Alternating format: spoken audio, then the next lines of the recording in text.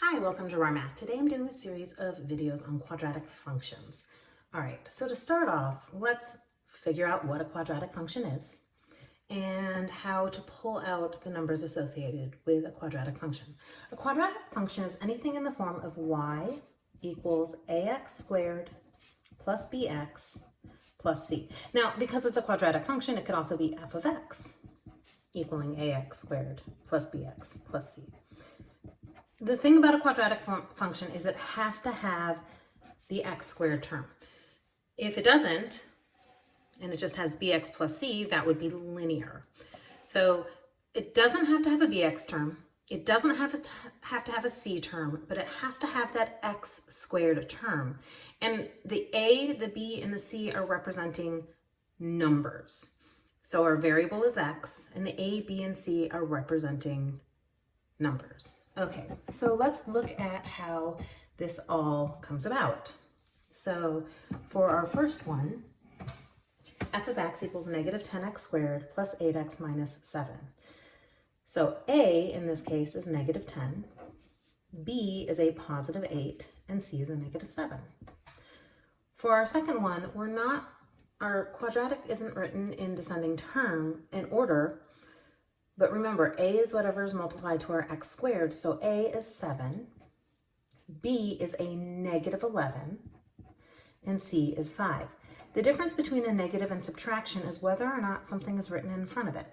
So if there's nothing written in front of it, it's a negative 10. If something is in front of it, it's subtraction. Okay, so let's look at our next chunk of problems. Oh, and if we come back to our directions really quickly before I abscond without directions, it says if it isn't quadratic, write not quadratic. Okay, that's kind of important coming up. So for C, our equation is h of x equals negative 7 plus 4x. There is not an x squared term, so this one is not quadratic.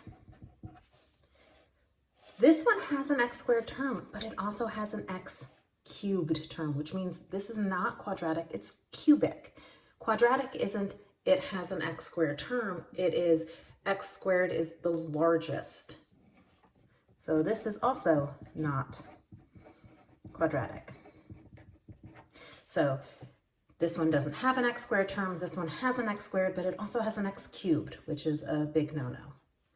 Okay, so then looking at our last two, t of x, well, this one only has an x squared with nothing else.